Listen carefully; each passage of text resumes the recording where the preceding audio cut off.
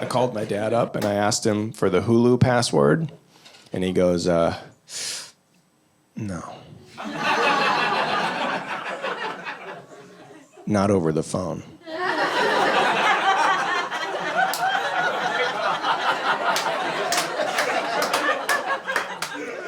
Not the Hulu password? Not the Hulu password. No, you never know who's listening.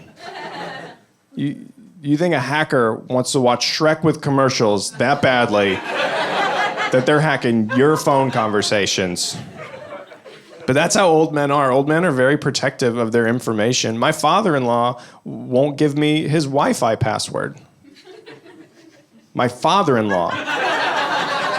It was easier to marry this man's daughter than to get the Wi-Fi password. To this day, if my computer forgets the network, he will pull my computer aside, turn his shoulder, and type it in one by one. If he can find his little book. That's the old guy security system. Tiny book, tiny writing, that book, always lost. Tiny book, tiny writing, open the front door, just chuck it inside. No one's getting this password, not even me. I had the most, assumption-shattering experience when we were driving, going through Nebraska, and Rose had a blowout. And it was like a blowout, like someone put 5 M80s in a towel. Like it just sounded muffled, like in the old World War II movie where the guy's like, grenade! Lands on it, like it was like that. It was insane how loud it was, and I look back and she's like, oh, the evil is loose. Like her face looked so relaxed and happy. And it was my turn. Like my wife's like, your turn. And the stench filled the car like, oh God. We pull over and I take her out and I look, and the closest business is a place called Thunder Road, which is a biker bar / family restaurant. That's actually a thing. Just motorcycles, hogs, as far as the eye can see. Every third guy has a leather cut, a vest on with his club on the back, and he's MC. And we were going into the restaurant, me and Rose, and we passed the restaurant. I'm like, where's the restroom? And of course they're like, it's in the bar. Of course it is. Like, I'm changing a baby. Did I stutter? I said the bar. And so we went through the bar, and there were as many kids in there as there were in the family restaurant. And I get into the men's room, and I make my assumption, my first assumption, which was, no way they got a changing table in here. Nah, it's gonna be my wife's turn. No way. Wrong. Thunder Road woke as like, their changing table, you could have a horse give birth sideways on that thing. Just go, like, oh my God, I could sleep on this in the fetal position. This is incredible. Put my diaper bag here, some snacks, couple beers, a baby in the middle. This is incredible. I'm sure that's why it was designed that way, you know. And I'm changing her, and she's cleaned up, and I'm about to put the fresh diaper on, and a biker passes me who looks straight out of whatever the Norse god Hel is. Like, wherever the evil Vikings go. Like, he had this giant, rivulet-covered beard, and this grease-heavy, he had that, if Jake Gyllenhaal grew his hair out long, that looks like a helmet, right? Like, he had the tree line, but just grease and evil just melded in there. His eyes were somehow not brown or blue, but red, like red pupils somehow. Not high, like just eyes of fire. And a leather cut that he looked like he was born in and grew into, like it was part of his musculature. Buck knife. And he's walking out and he stops and he looks right at Rose's vagina. Pause for laughter. Nothing? That usually kills. Yeah, real awkward. And I'm just sitting there and I'm like, mentally, I'm like, go away. Like, I would ordinarily never take you on, but I will pull this hairdryer out of the wall. Like, I've done it before. The little, right? You just put your foot up, yank. They're tiny screws. I've done it when I was in Chicago. And then hit him in the face, sit on him, put it through his head, grab my baby with bloody hands, run her out to my California plated electric vehicle, and get chain whipped to death by the rest of the motorcyclists, I'm sure. That's my brilliant plan, everybody. So I'm sitting there worried, and then he goes, yeah, that's a rash. What? He's like, I don't want to make things weird. Like, we're so there. You made it weird 50 seconds ago when you were staring. He's like, I don't want to make it weird, but I got 4 of those, and that's a rash. I got 4 of those? You mean kids? Those things? Yeah, 2 I won in a card game, 1 I got at a garage sale. 1 me and my old lady made natural, and I've seen my share of a diaper rash, brother. That's a rash. And then he blew my mind completely when he unsnaps his blood-caked leather vest and is like, you got the cream?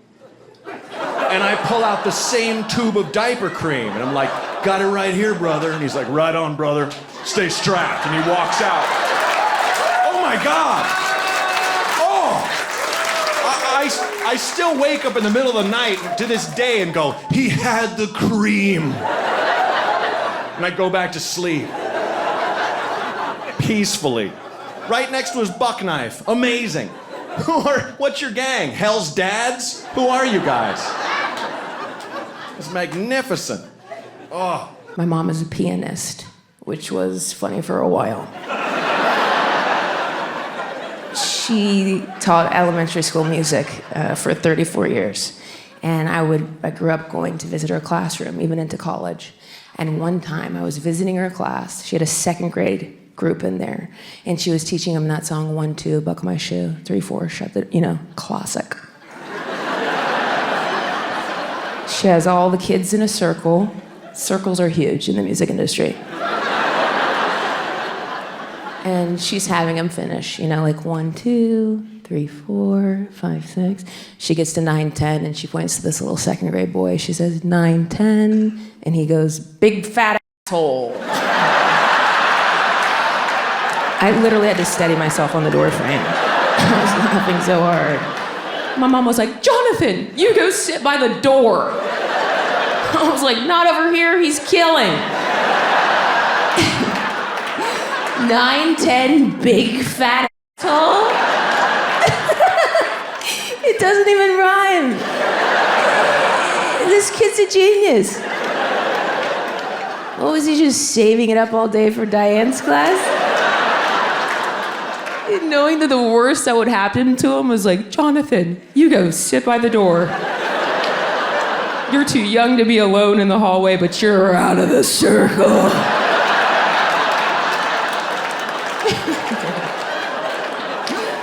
I don't even know how old 2nd grade is. Nobody told me. I'm just like, where did he get that? Was it a dare? I like to think he probably heard it at home or some version of it.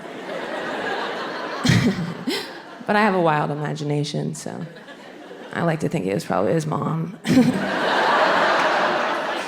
Saying it to his dad. You've been gone from 9 a.m. to 10 p.m., you big fat asshole. I could use a little help. Try to come home again at 3 or 4, I'm gonna shut the door in your big fat asshole face. Oh, Jonathan, I'm sorry you had to see that. Like, I think if social media ceased to exist, I think there would be a 30% drop in marathon participation. Like, everyone in their 20s would be like, well, now what's the point in running? I can't post a photo of myself at the finish line drinking a craft beer to show everyone I'm as fun as I am fit. I get it, though. You like attention for your accomplishments. So it feels good when, you do something good and, people know about it. That feels good, So I think it actually would have been kind of annoying to maybe, do something impressive before technology and social media, because it would take people a while. It's like if I invented something right now, I could, repost something, and I know everyone would see it, and that would make me feel good. It feels good. But if it was, 1930, and I was the one who just invented Scotch tape, pretty big deal. I bet I would run into people I know before they caught wind of my accomplishment, and I'd just be standing there they don't know how amazing. I feel like I would just be steering every conversation towards tape so I could bring it up and impress them. I'd be insufferable. I'd be on a first date, she'd be like, I feel like we're really bonding. I'd be like, I know, it's like some sort of adhesive.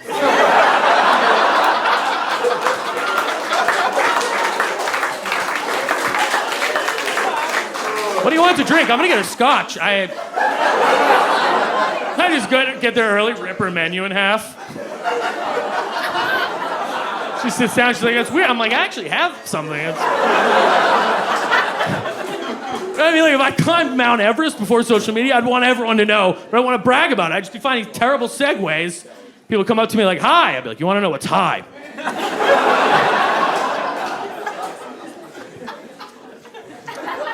People love likes. You can learn stuff from likes, though, you know, like, I was talking to a girl recently, she was like, I wish I knew which guys wanted to hook up with me. I wish they would just tell me. And I was like, you just defined an Instagram like. Like, what are you talking about? If a guy likes your photo, he doesn't care about the photo. If a guy likes it, he's just reminding you he would have sex with you. That's all. A like on your photo just means still alive, still would. That's all it means. Guys don't care about the photo. I'm not sitting there like, oh, perfect filter for that burrata. Oh, God, sick boomerang. No. I don't like following women on Instagram, mostly just because pictures of hot women upset me. Some guys follow these like models on Instagram, and they're always showing, like, why? They're always showing me like, dude, check out this chick. I'm like, no, I'm having a good day. Why would I want to see something amazing that I'll never have? That's torture. If I was allergic to dairy, I wouldn't follow a cheesecake account just to keep tabs on what I'm missing out on. I'm very close to my family, which I think is nice. I have friends not close to their family at all. And to be honest, I feel kind of bad for them, you know? Because, like, if I wasn't tight with my mom, genuinely, I don't know what I would do, okay? Like, who's going to be there to tell me when I put on weight? That's her job, and she's very good at it, by the way. She doesn't miss a day, works very hard. And some people think that's mean, you know? But my mom always said this to me growing up. She was always like, Erica, don't listen to your friends, okay? Your friends don't want what's best for you. I want what's best for you, all right? I'm going to be honest with you, and I would never steer you wrong. And I didn't believe her, but I believe her now, because I have some friends that have put on a lot of weight, and I haven't said anything. No, you just don't shop with them anymore, you know? Because you can't dodge dressing room questions. Those are really direct. They'll be like, Erica, this dress, I don't know, it's a little tight. Do you think I need a bigger size? And I'm just like, you should call your mom more, because I think she could help us here. I think she would know what to do. I feel like everyone got a little sensitive, by the way. There might be a lot of Gen Z here. I know Gen Z, body positivity, okay? And I'm with it. I'm impressed with Gen Z, all right? You guys are just getting rid of words left and right. It's impressive, you know? I was a millennials who were like, you can't say that. And they'd just be like, well, what can we say? And then we panicked. You guys are just like, nope, we erased it. It's gone. I got in trouble, you know?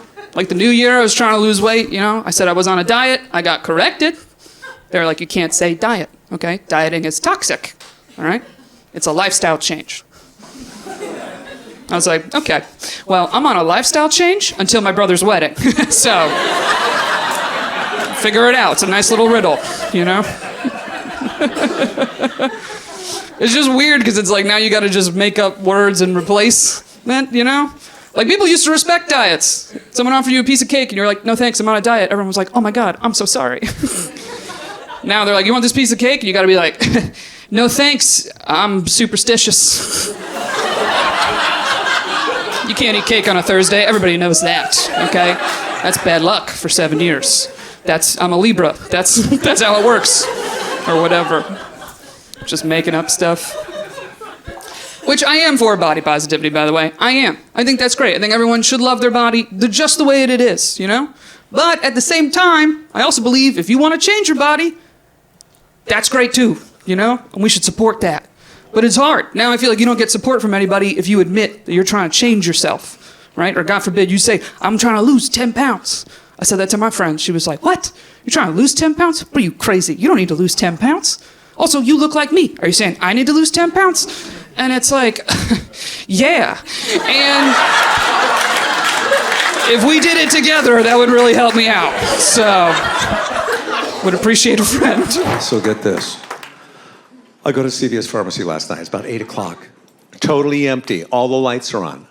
Nobody's in there except for me. I'm like, what is this, a prank or something, you know? I only needed a few items, a couple rolls of paper towels and duct tape.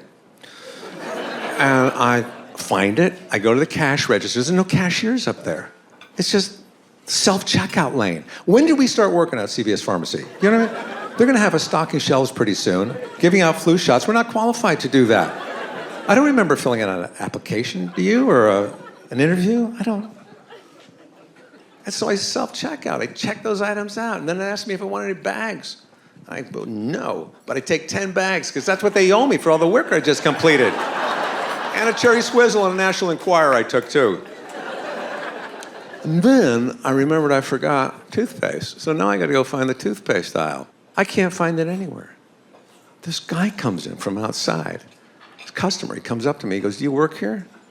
I said, yes, apparently so. He said, what time do you guys close? I said, I guess when I leave. He said, are you guys hiring? I said, yeah, you're hired. Tell me where the toothpaste is. Where do you keep the toothpaste? So I go to the toothpaste aisle, it's all locked up. They're locking up toothpaste behind the plexiglass. And I don't have a key to lock. And there's no other employee around with a key. I'm the only one working last night. And I don't have a key. So I pick the lock with a toothpick. I take out my toothpaste, I'm out of there. But now here's my big concern. Was I supposed to show up to work tonight? I thought, yes. So I did show up to work tonight. And I'm actually on my break right now. And I gotta go soon. But do you see what's happening? We are being duped into working for these former employees at these companies. We're not getting paid. You go to these burger joints now, it's the same thing. Build your own burger. No, you build my burger. I just built an omelet down at the cafe this morning. You build, I don't have a permit to build food. I'll go to IKEA if I want to work and build something. And you go to these concerts. At the concerts, you know, the bands make you work. You know, you got...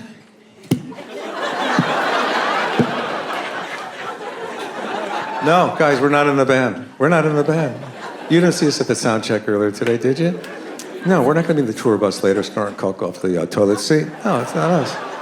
The worst one, oh my God, Amber Alert. No, we're not going to help you find some kid. That's your idea. You be the hero. We didn't sign up for that. I don't even know this kid you're talking about. I got stuff at my house I can't find. I don't call you. Hey, man, I can't find my car keys. The last time I saw them, they were on the counter. No, thank you. And they never tell you when they find the kid. I've been looking for a Jennifer for the last 20 years. I loved being in the South, though. I'm from the South, like Iliza said. I'm from Nashville. I grew up in Nashville, Tennessee. My first working years of my life, from the time I was 15 until I was 47 years old, I worked at a water park in Nashville, Tennessee called Nashville Shores Water Park. It's the home of water, sun, and family fun. If you haven't heard about it. I learned a lot of very important lessons from working at a water park. I do want to share some of them with you now. Okay, number one, there is no right or wrong response to being called a bitch by a guy who is both soaking wet and eating a corn dog. Okay, that's not even a real person. Gloves are off, okay? You can say whatever you want to that guy. Number two, if you're ever checking bags at a water park and you find a big old bag of weed, you just get to have that now. That's just yours. There's no step two. Just get high, you know? Have a great summer. Hags, girl. Hags it up. Number three, and I think maybe most importantly, if you think that someone might be a little bit too fat to fit into an enclosed water slide, it is cool if you just let them figure that out on their own, okay? Do not call them out. They'll call you a bitch while they eat a corn dog. They do it every time. Literally every time. I will never forget the day at that job that my boss told me to be sure to confiscate any guns that I found. He said, be sure to snatch up any handguns you find. I am still laughing thinking about what teenager making $6.25 an hour is taking a handgun from the kind of guy that brings a gun to a water park, okay? Can you imagine trying to take a gun from a water park guy and it like going well? Just be like, sir, I'm gonna have to confiscate that. He's just like, oh my God. Egg on my face. I didn't read the rules. Of course. No, he's gonna shoot you, okay? At 5'11", I'm 6 foot, you know. And I'm here to let you guys know, as a tall, that none of you are people. I am your God. Yes. I'll help you with your overhead luggage, you little scamp.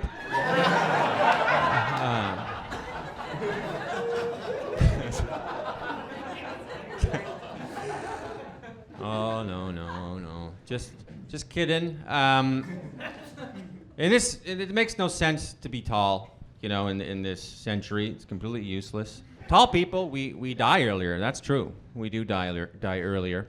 And also, I'm left-handed. We also die earlier. Yeah, so basically what I'm trying to say is this is my last show. Yeah.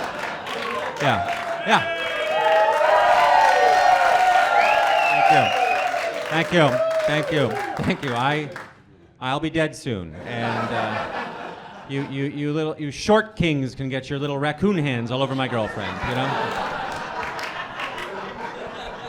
Yeah. Good with clasps,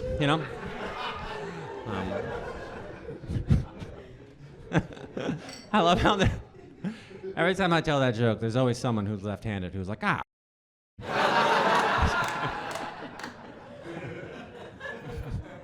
I had so many dreams. I started losing my hair, a few years ago, 10 years ago actually, and I started taking those hair pills, and but it was very scary. I was single back then, and I was like, I went to the doctor.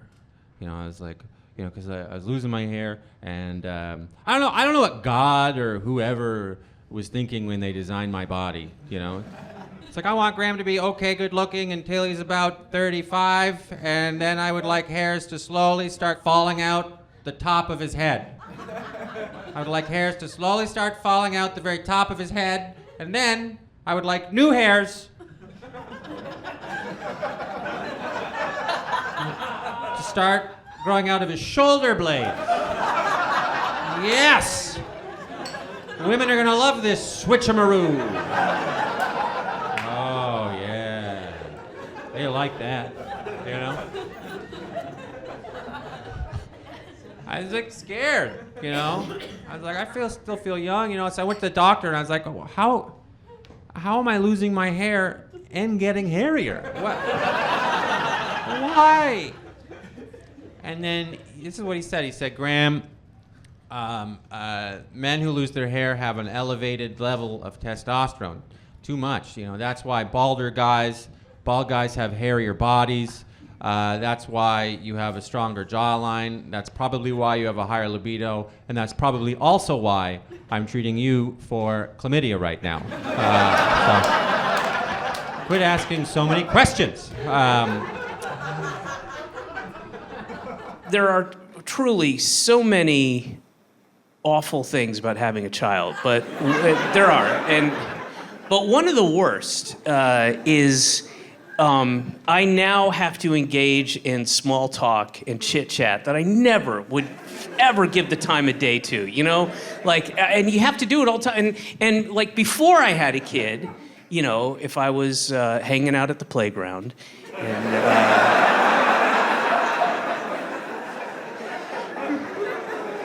no, but if I was at the park or something and before I had a kid, and then some guy would, referencing a bunch of noisy kids, some guy would be, like, engage me and go like, oh, man, boy, they're a handful, huh? Like, before I had a kid, my response would be, what the f-? And I'd walk away and I'd be correct to do so. That'd be the right thing to do.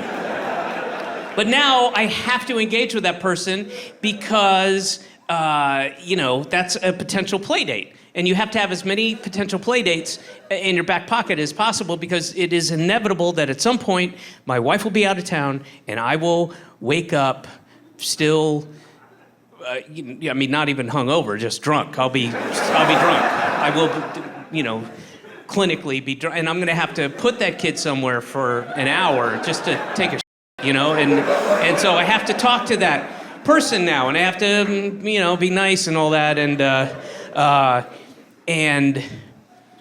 the thing is, I live in Brooklyn, all right? So there's just tons of younger hipster parents, tons, and I can't stand them, and I didn't like them when I was part of that scene, and I really don't like it. So I'll be at the playground, with my daughter, and this guy will roll up, and this guy, they're like the kind of guy who's got the those bright orange like longshoreman hat, knit woolly hats, but then they roll it all the way up. You know what I mean? Like they roll it that's too rolled up. It's not even over your ears. It's not doing the one single thing a hat is made for. You're not, and you're bald, and so now it's just like a pasty for your head. I don't understand. And so like a guy with that hat, and then one of those like 23 skidoo mustaches, and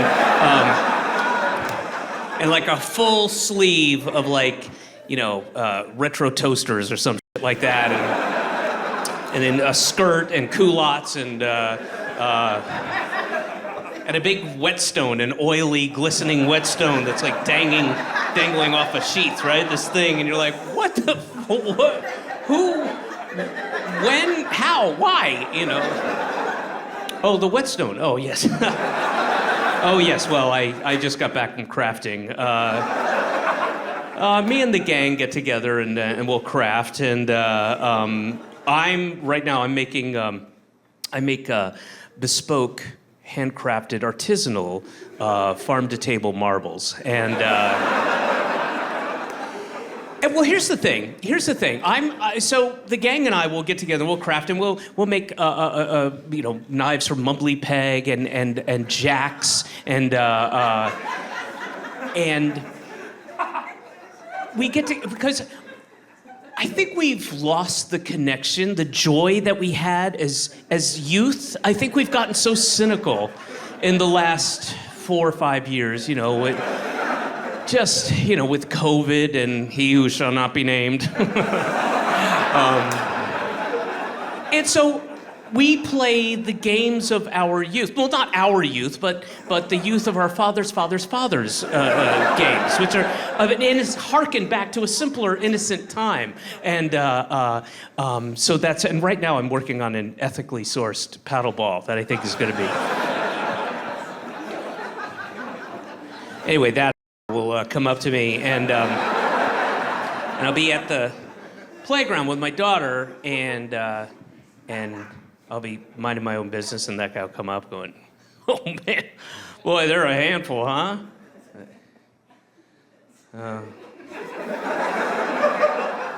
Yeah. Can be. Yeah.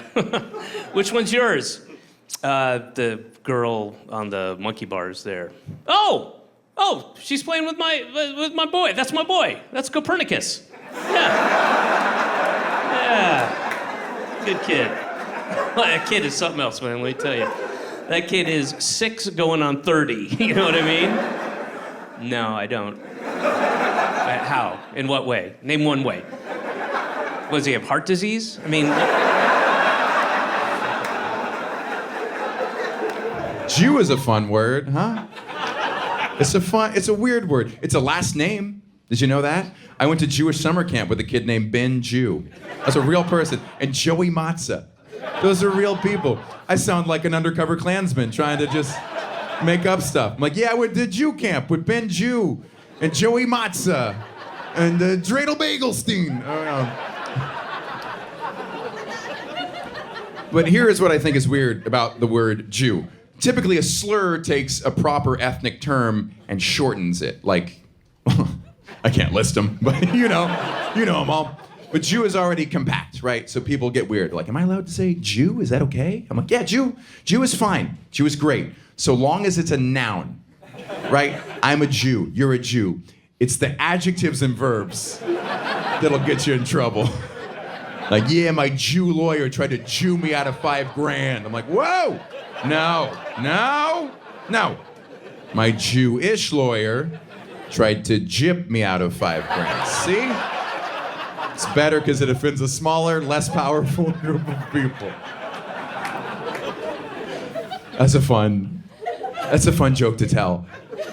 Because a lot of stuff has to go right? To even get the joke, you gotta know some stuff, some history, some etymology, and then to laugh, you have to be a bad person. So that sweet spot, just educated and amoral. That's the fan base I'm trying to cultivate. No, I'm glad we're traveling again. A few years ago, I went to Bangkok. Almost didn't go. Saw a video on YouTube called The Scams of Bangkok. This dude was a little paranoid. He's like, if you go to a museum and you see someone smiling, total scam.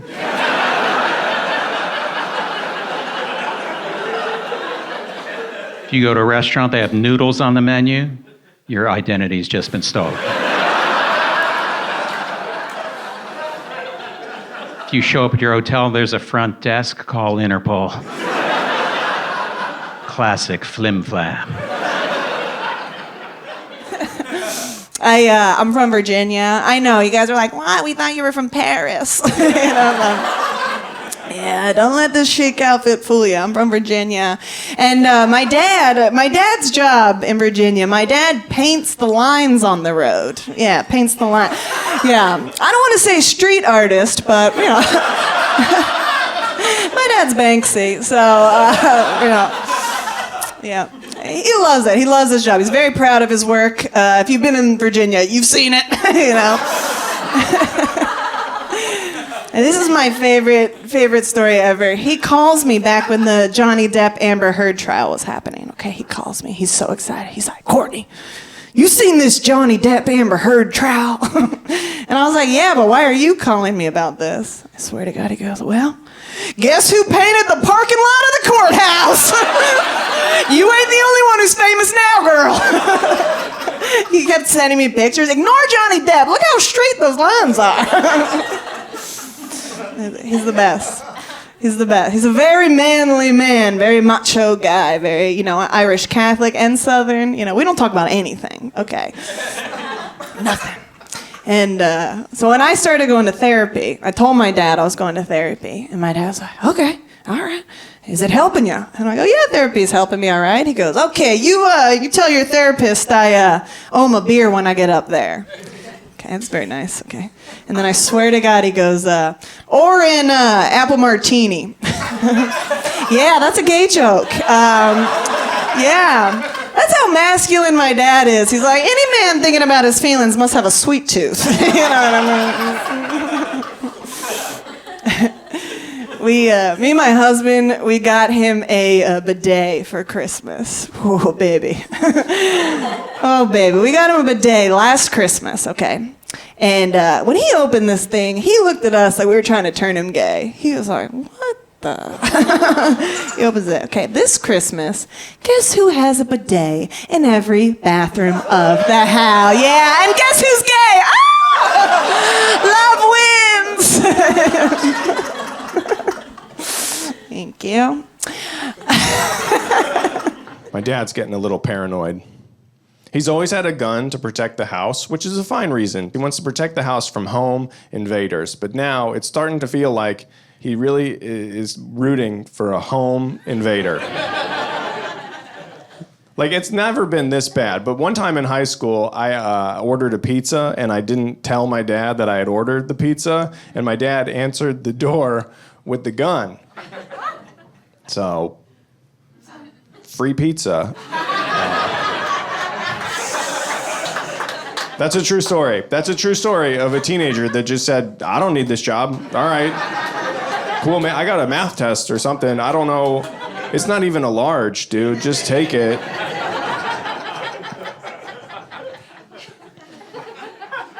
But he does have a gun to protect the house, and it's a little uncomfortable because last time I was visiting him, my wife and I were visiting, and we were going out. And my dad's like, you're going out this late? I'm like, it's 8 p.m. He goes, you're going out this late. Listen, if you're going to go out this late, just make sure to text before you come back in the house, because, you know, I got the gun.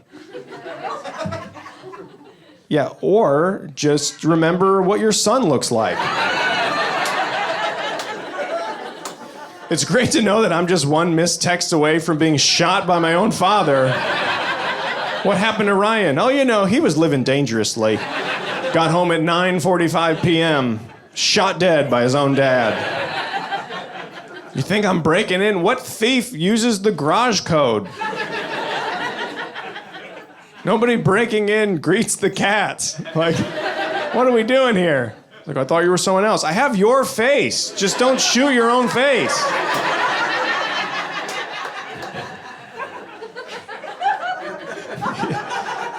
He's just getting weird. When I was there, he pulled me aside. He goes, I need to ask you something. Listen, I want to be buried in the backyard. Like now or what exactly? But that's what he wants. He wants to be buried in the backyard. His exact words were, I want to be buried in the backyard. That's illegal. Don't tell your mother. Got it. So the game plan is you die, we hide your body, and then lie to your wife of 38 years until she's dead. Is that the plan? Is that the plan? That's good. You did not think this through in any way. Like, what happens if we have to sell the house? How about that? Just someone's checking it out, like, hey, what's up with that really bright patch of grass in the backyard? Oh, we don't talk about the bright patch of grass in the backyard. Just a really good 3-foot by 6-foot plot of soil. That's all that is. Don't worry why that tree grows so well. It's just good soil in that rectangle. Also, you can never have a pool.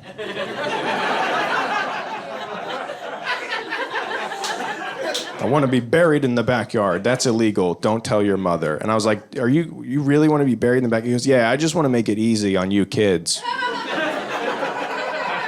Yep, nothing easier than digging my own father's grave and then lying to my mother for the rest of her life. I'm covered in dirt. I'm crying. My mom's like, have you seen your father? No, but maybe just water the lawn or something. I don't know. That'll cheer you up. I don't fight anymore. The last time I got in a fight, I was like, it was like 10 years ago. I was living in New York City, and I was walking in my neighborhood, like in the Lower East Side, and I hear this guy behind me goes, hey, man, what are you looking at? And I turned around, which don't do that. If you go to New York City and you hear somebody behind you yelling, you just keep walking. If it sounds like your mom, leave her. Like, you just leave her. Cut her loose, okay? It was a crazy guy. He sprinted up. He got my face. He goes, I was talking to you, man. Don't walk away from me, man. I go, I don't know who you are, man. And he punched me in the head. Like, I should have seen it coming. He was like winding up like it was cartoons. Like he was like Popeye. He's like winding up, and he hit me. And at that point, I hadn't been hit in about 20 years, and I forgot what you were supposed to do. And then I remembered I used to practice fighting every day in college, and I wrestled him. I did. I shot a single leg takedown to the right side. I picked his leg way up here like you're supposed to, and he went right down. Like he sucked. Like this guy, I guarantee you he never made it past districts. Like he just wasn't good. And I got on top of him and I lost my mind. I was like, I used to wrestle! If somebody would have walked by, they would have been like, there's a crazy guy getting beat up by a really crazy guy. And it's New York City, so people did start walking by, and it's New York City, so nobody cared. They're like, oh, looks like Larry's losing tonight. Anyway, finally some guy walked by and he pulled out his cell phone, he started videotaping us, and that's when it all came flooding back to me. I'm like, I'm 46, I'm fighting in a major metropolitan area on the streets. There's gonna be legal consequences. And it was the weirdest end to a wrestling match. I just go, hey man, I gotta go. Like I just left. My mom said I had to be home by 8. Like I just left and he left and nobody said anything. Like the only guy that said anything was a dude with the cell phone. As I was walking away, he goes, yo dog, why'd he hit you? I was like, cause he's crazy. He goes, you a champ, dog. You a champ. And that made me like proud. I was proud. I was like, yeah, at least one person in this city knows I can still beat a heroin addict in a wrestling match if I need to. And I just I went home and I was like shaken up. And I called my friend Mike, who had lived in the city for a long time. And we got to the part about the cell phone, and he goes, whoa, dude, this is on tape? I go, yeah, I guess so. He goes, dude, this is gonna be the biggest thing in your career. I go, hey man, I had a Comedy Central special. He goes, yeah, dude, but people are gonna watch this, like, And I love horror movies, you know, that's where I grew up on. Do you love horror movies? Yeah. You have a favorite horror movie? Get Out. Get Out? I like Pretty Woman. You thought I said horror. Understandable, no. No, I like Get Out. Have you ever seen Blackula? Blackula is fantastic. 1972, William Marshall plays Blackula. The first scene in Blackula, Dracula bites a black guy. This is easily anticipated if you know the name of the movie you're watching. And then Dracula goes, I christen you Blackula. And they cut. And I wish they would just hold it for 5 more seconds. So you can hear Blackula go, ha ha ha. What the did you say my name was?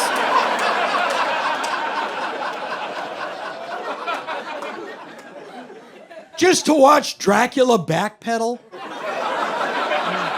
Look, as the king of vampires, I come from a position of privilege that I clearly didn't take into consideration when I made that joke, which is not indicative of my feelings in any way. I won't even eat Count Chocula. Like, I'm committed. I want you to know my truth. That's what this is about.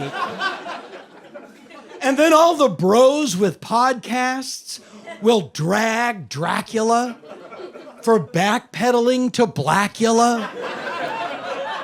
You gotta double down on that all the time. You gotta just double down. That's the problem. There's no real men anymore. Not a farm guy. I'm a suburb guy. I'm a suburb guy. And, you know, I think a lot of people say the suburbs is like a soft life. Like it's easy. It's not. It's tough. There's a lot of tough stuff. I had a problem at the Red Lobster the other day. It was serious. I mean, here's what happened. My waitress thought that I was poor. I'm not, okay? I'm not rich. I'm not gonna stand up here and brag to you guys about how much money I make, but let's just say I can walk into a Red Lobster and get whatever, okay? Like,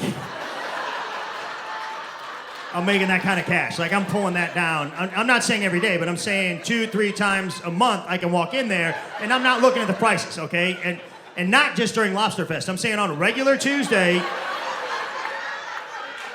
I'm doing fine. And I was wearing like my 3rd best shirt. This is 6. I didn't look poor. Here's what happened. I go, I'll take the trout, and I want some asparagus. She goes, oh, sir, asparagus is a premium side. I was like, what does that mean? It's real good? She goes, no, it's extra. I was like, how much? She goes, $1.29. I was like, I can swing it. I mean, I'm gonna have to call my guy. You know, we're gonna have to move some stuff around. You know, probably put off retirement for a couple years, but I want the asparagus. Matter of fact, I want 3 asparaguses, or three asparagus. What I'm trying to say is I can spare a guy, okay? I got plenty of guys. I'm gonna keep the girls, but you know. I don't like it when they tell you how many sides you can have at the restaurant. I went to this place, I go, I'll take the salmon, I want a baked potato, and I want a sir, you only get 1 side. I get however many sides I say I get. I'm a grown man, all right? I decide the sides. I'm the side decider. I'll make it rain sides up in here. I want all the sides. I want them all twice, okay? I want a baked potato twice. And I'm not talking about a twice baked potato. I want 2 baked potatoes side by side. I want a roast beef sandwich. Sir, that's on a side. Well, then you put it on the side. I call the shots. Yeah.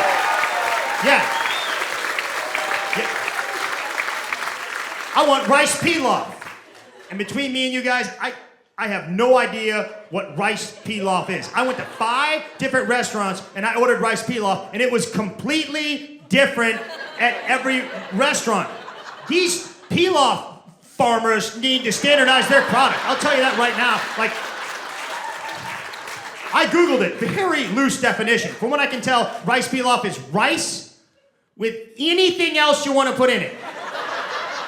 Anything. You know, sometimes you drop your phone in the toilet and you got to put it in rice to dry it out. technically, that's rice pilaf, okay? That's a Palafian dish. The spider that freaks me out the most, this might surprise you, it's not the tarantula, it's not the black widow, it's the daddy longlegs. Yes, right? If you don't know what a daddy longlegs is, it's like a pencil eraser with a bunch of like spindly coming out of it, you know? Like, like no. No, that bug's a pig.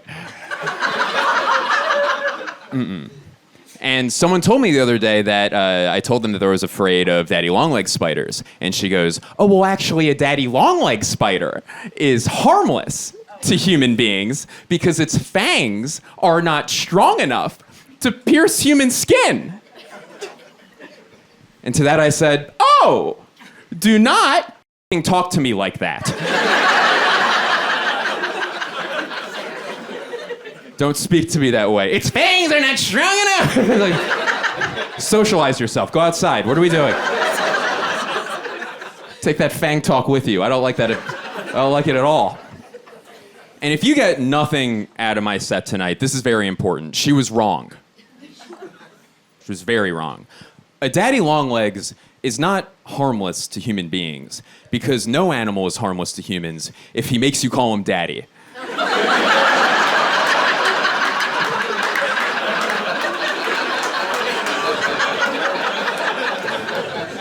Ah, yeah, look at daddy's long legs. Oh, God.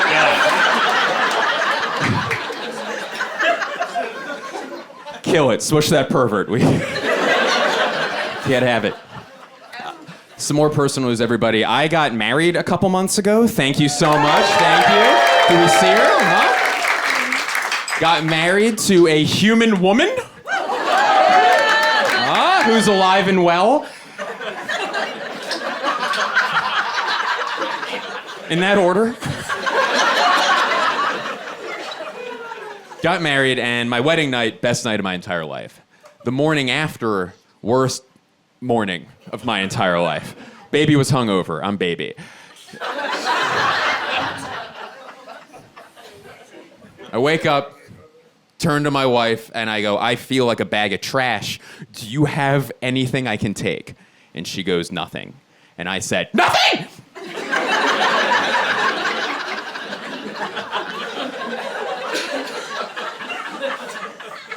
And I realize that voice doesn't scream provider.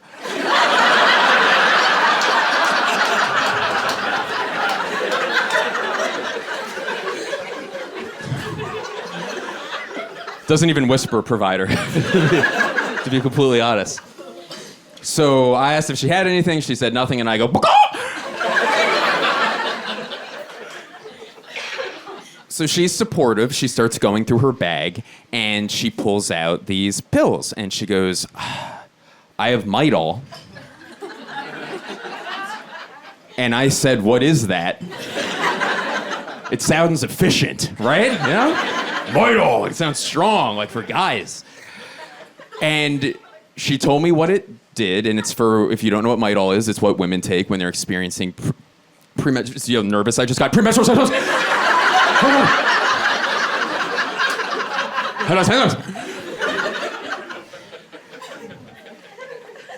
And I said, beggars can't be choosers. What are these symptoms?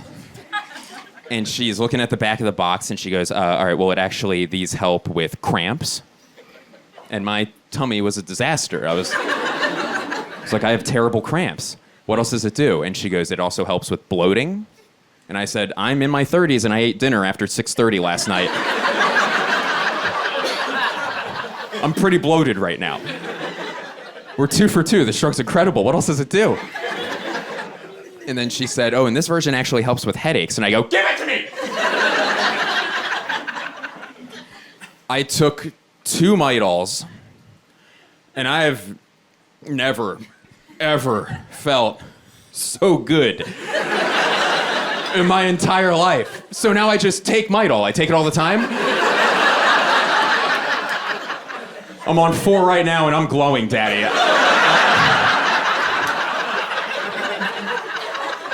I have an aura.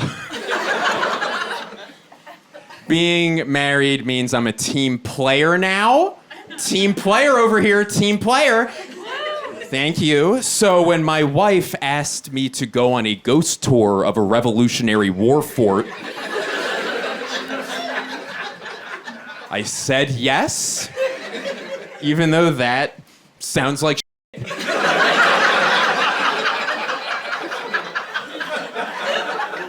Would I want to do that? It's a terrible idea. Yeah, put me next to scare me people. You know who I'm talking about. Life's not horrifying enough for you. You gotta go. Why go to a haunted house when you live in a haunted world? But fine. I went. I was dreading it. And it ended up being, after my wedding night, the second best night of my entire life. Because the tour guide was what is the term? A Every time he mentioned something scary or supernatural, he immediately debunked it with a perfectly logical explanation as to what had really happened. So I meet the tour guide, we're there, it's very dark out, and this guy, he's got a three-cornered hat on, big ass, bushy mustache. This guy's like 6'5", 370, he's a mountain of a man, sword on his hip. If walruses had a navy, he would be an admiral. He'd be a full bird admiral in the walrus navy. It's the craziest sentence I've ever said. So we get to the first stop on the tour, and the guy goes, "All right, everybody, gather round. Now, if you gaze across this fort, what do you see? Nothing but green grass everywhere. However, if you look at this 1 2-foot by 4-foot rectangle, you don't see any grass at all. And as a matter of fact, grass stopped growing here, legend says, right after the final execution was carried out here in this very location. It's almost as if the grass is too haunted to grow here. Or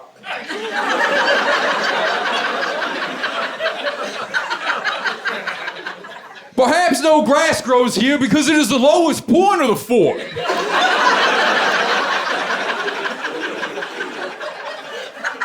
And whenever it rains, all the water congregates in this 1 2-foot by 4-foot rectangle, rendering it impervious to seed.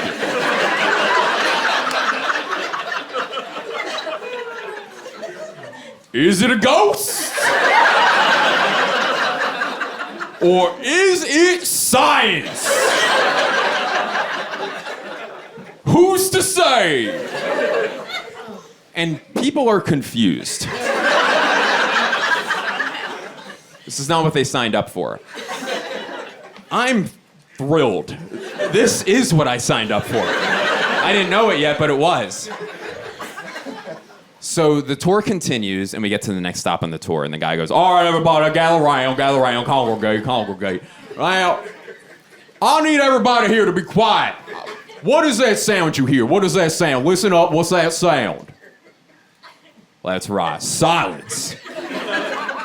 Can't hear nothing. However, multiple times over the year, we have our guests stay overnight here at the fort. We do a little camp out. And multiple times at 4 o'clock in the morning, our guests have heard a loud shrieking noise break out throughout the fort. A sound reminiscent of Mrs. Fredrickson when she found out that her husband, Colonel Fredrickson, the master of the fort, was beheaded by a cannonball in battle. And she was so upset, she hurled her body off the parapets of the fort, screaming all the way down until her body crashed into the ground, and she died. They say that noise was her ghost. Or perhaps that noise happens because we're in an area native to the northeastern red fox.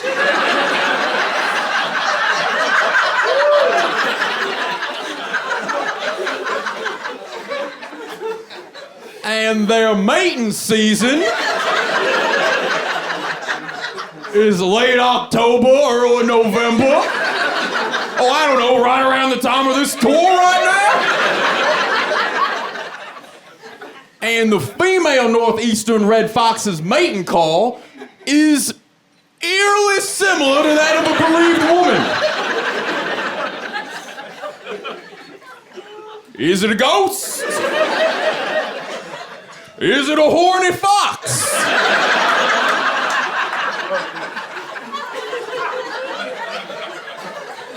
Who's to say? And I have pissed my pants laughing. I'm with urine. People are furious. There was a lady on her phone looking up a refund for the tour that she was currently on.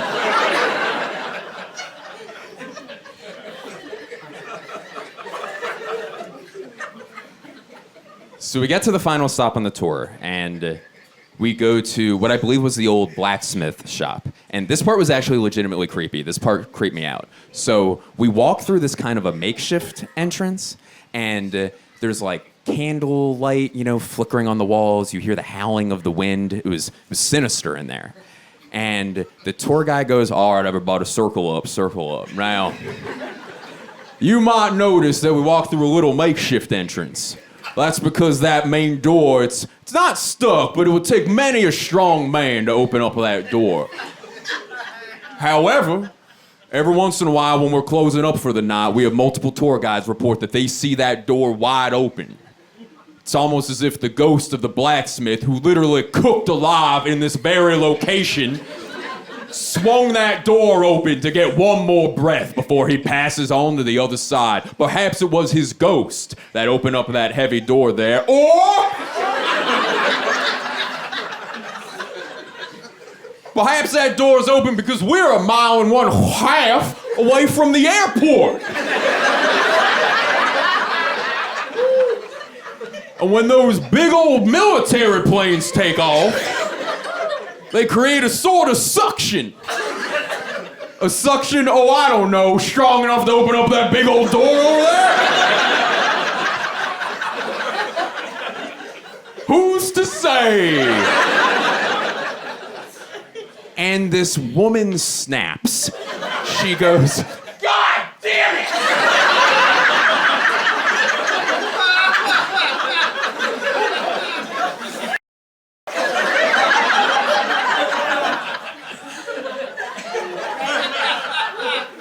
Sir, how long have you been giving tours at this fort? 20 years. In your 2 decades giving tour of this fort, have you ever seen a ghost? Have you ever seen one ghost? My guy goes, "Madam, I have noticed in my life that there is a direct correlation between one's level of education and whether or not they see ghosts."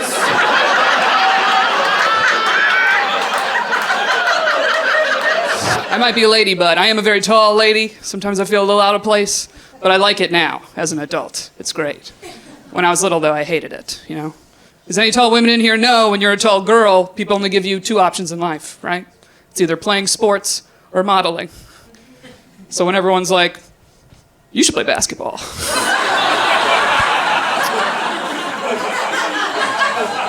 You're like, "Yeah, or..."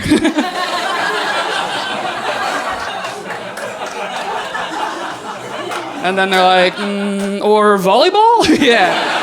You got big hands, kid. You'd be great." Yeah, they weren't wrong. I was pretty good. Yeah. Yeah, I was this size in middle school. That is terrifying. I will say this, though. It is nice to be able to share clothes with your mom, right? Double your wardrobe, but a little awkward when you're in 5th grade, Yeah, you get a lot of compliments from your teachers on that. They'd be like, "Erica, love that pencil skirt." I'd be like, "Yeah, thanks. It's from Ann Taylor Loft." It's my mom's favorite. Yeah. She loves it. My mom is actually not tall. She's 5'4". I get my height from my dad. He's a tall dude, 6'5". Yeah. Yeah, but here's the problem. My dad wants me to be with a tall guy like him, but he's also Italian, so he wants me to date a tall Italian man. And I'm 32, so you got to pick one. You know, we're not gonna get both at this age. And every tall Italian I've ever met was related to us, so. I was like, call cousin Sergio. Let him know I'm available. You know?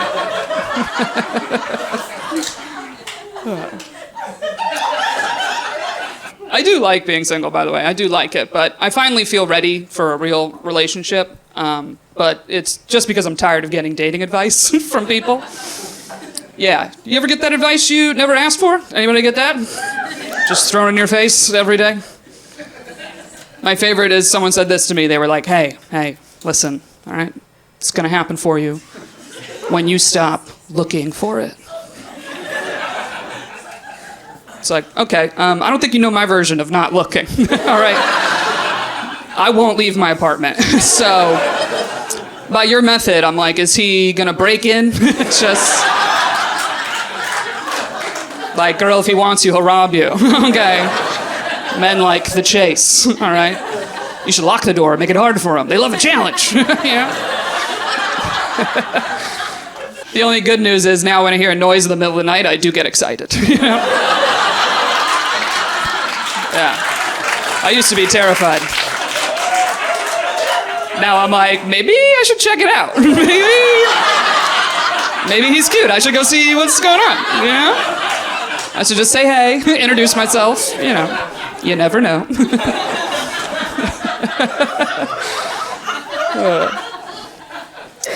I was just in Arizona, and somebody told me to go see the petroglyphs. I didn't know what those are. We get out there, they're these ancient rock drawings, and there's a plaque that says, unfortunately, there's no way to translate what these mean today. However, this little squiggle might be a snake, and you're like, yeah, I could see that. And then they go, and this little circle might be a portal into another world. Wow, you really took some liberties on that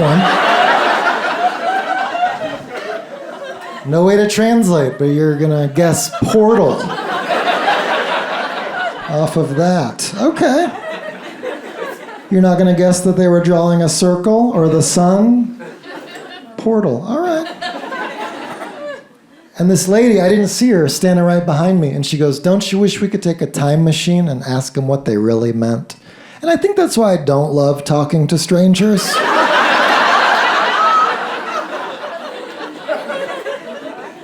Because you have to be polite. You can't be honest and be like, actually, that would be a dumb reason to time travel. Spend trillions of dollars on fuel. Hey, we're here from the future. Me and this lady. We were so curious about this rock doodle that you did on this rock. Is that a snake? We're from the future. I was trying to draw a worm. It's a worm. Good thing we time traveled, Martha. Well, we're gonna head back to our time machine. Right through this circle. He's like, whoa. Cool portal. Wow, wrong about the snake, right about the portal. Didn't see that coming, Platt. Didn't see it coming. I eat a lot when I'm stressed. Oh my God, you should see what I eat. It is such junk. I love sugar, cookies, cake, ice cream. If I were to come over to your house and you brought out a platter of warm, homemade chocolate chip cookies, which I would expect, I would eat every single one of those cookies with no embarrassment. Even online, when they go, accept cookies? Yeah, I accept cookies. And I accept milk. My wife looked at me the other day. She goes, those pants are looking a little tight on you, those jeans. I said, yeah, because you got the heat up too high on the dryer. She goes, no, I think you got the stack of cookies up too high on your plate. Yeah, I mean, it's salt. I love salt too. Popcorn, who doesn't like popcorn? You ever been eating popcorn at somebody's house and start wondering if their popcorn bowl was also their throw-up bowl?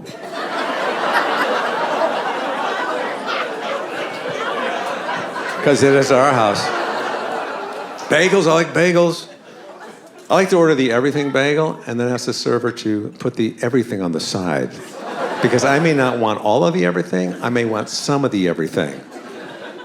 Alcohol, not so much for me. A couple glasses of wine once in a while, but not so much. My friend Steve had a big problem with drinking. Oh my God, Steve, he really hit rock bottom and we were really concerned and we loved him. So we decided that we would do an intervention. And I have never been part of an intervention on this side before. You know what I'm saying? And the night we were gonna go over there, we were all so nervous, we started having a few drinks. You know what I mean? And then a few more after that. And by the time I got to his house, I was so wasted. He was my designated driver to get me home.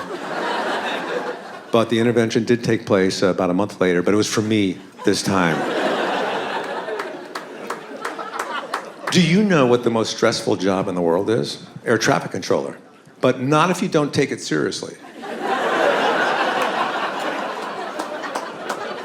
I grind my teeth at night now. I grind my teeth. Any teeth grinders here? I could hear them. I could hear your teeth grinding.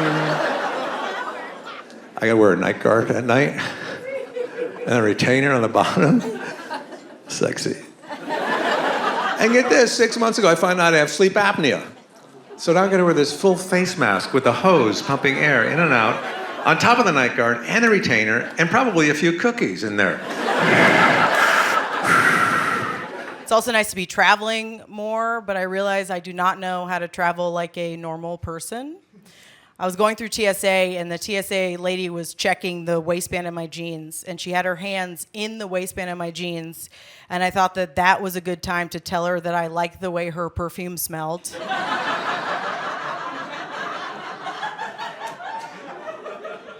Not a good time. One thing that happened, there was a teenage girl in line ahead of me at security, and they stopped her to search her backpack because something went off in the machine. And so the TSA guy, he searched around it and he pulled out the thing that went off, and it was a magic 8-ball. This is totally true.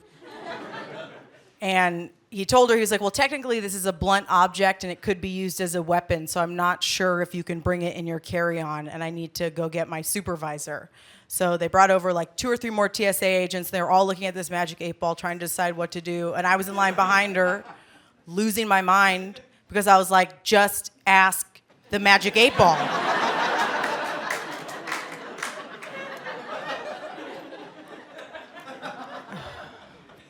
You guys are fun. I've been around a lot of comedy audiences, not just for stand-up. I was a waitress in a comedy club for a really long time. And you guys might think, just based on the media and what you've seen about the world we live in, you might think that the worst hecklers are middle-aged straight men. But I can tell you for a fact that is not true. The worst hecklers by far are female teachers on a night out. They all order Chardonnay and they get mouthy. That's what they do.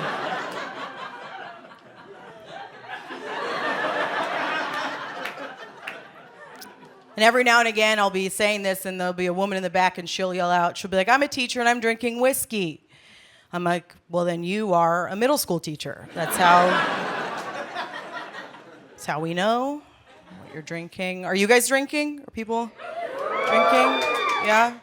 Do you guys know that drink White Claw? You familiar?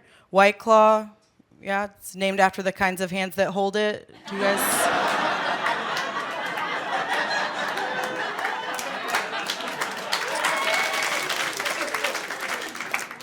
What pisses me off about White Claw is it's trendy now for alcohol to be healthy. Like it's not bad for you, it's a seltzer. There are all these hard seltzers, and they've got vodka with electrolytes in it now. And everyone's on board, and no one was on board when I was in college, and I offered them my homemade sangria, which was just red wine mixed with Emergency.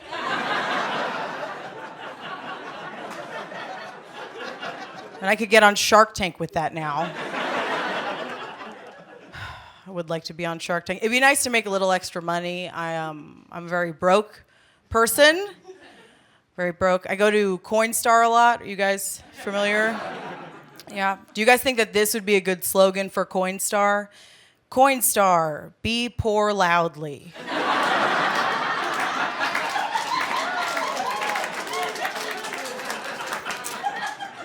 Thank you for applauding Coinstar. It's the only applause Coinstar's ever received. So, As a New Yorker, I travel a lot more now, and like the more I travel, the more I'm starting to see New York a little differently, and I don't like it. You know what I mean? Like, you travel outside of New York, you start to pick up on things. Like, that first day back is rough. I get back, I get off my flight, I look around, I'm like,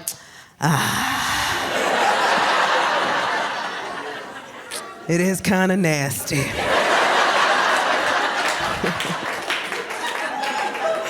I don't want to feel that way about my city, man. But I go to other places and I'm like, there's no trash around your trees.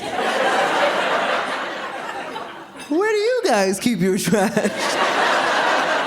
In bins? That's disgusting. I don't touch my trash. And it's happening more often now because I'm traveling more, and which is so expensive, by the way. Like, if you're buying flights, it's ridiculous. I'm going to Wisconsin, $700.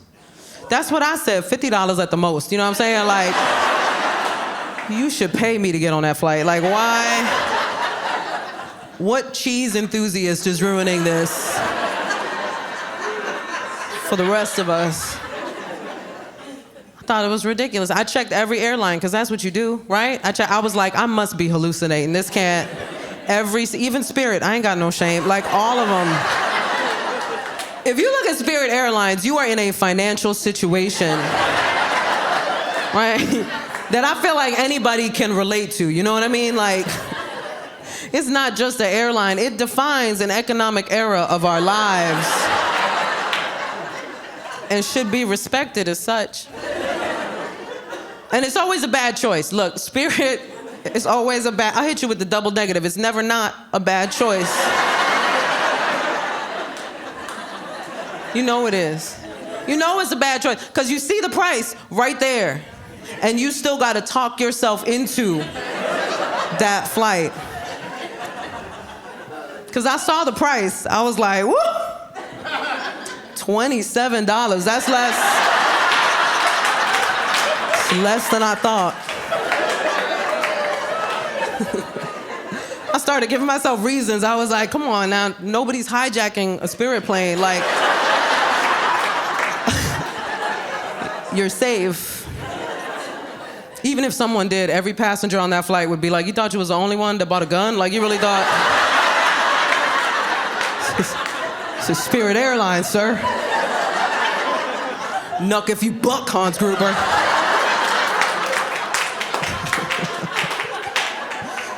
It doesn't matter where I go. As soon as people find out that I'm a New Yorker, they feel compelled to tell me how they feel about New York. Right? Like, I don't ask. But they always tell me, and it's usually some cliche thing, you know, they'll be like, New Yorkers are mean. And here's the thing, we're not mean, we're aggressively kind. Right? We're very misunderstood. I always tell people, get lost in New York City, the first person that will help you is a New Yorker. Guaranteed. Guaranteed, because we can't stand lost-looking people. Like, we hate your lost-looking faces. I'm not even gonna lie to you. We see them at the, like, right at the subway map, just like, Is it uptown? Is it downtown? What's Midtown? Literally the middle.